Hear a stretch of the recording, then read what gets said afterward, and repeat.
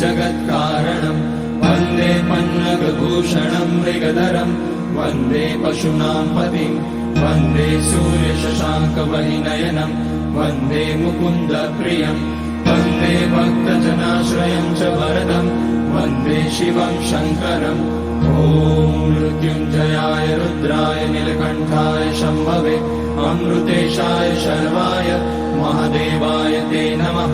नमस्तेऽस्तु भगवन् विश्वेश्वराय महादेवाय त्र्यम्बकाय त्रिपुरान्तकाय त्रिकाग्निकालाय कालाग्निरुद्राय नीलकण्ठाय मृत्युञ्जयाय सर्वेश्वराय सदाशिवाय श्रीमान् महादेवाय नमः। ॐ नमः शम्भवाय च।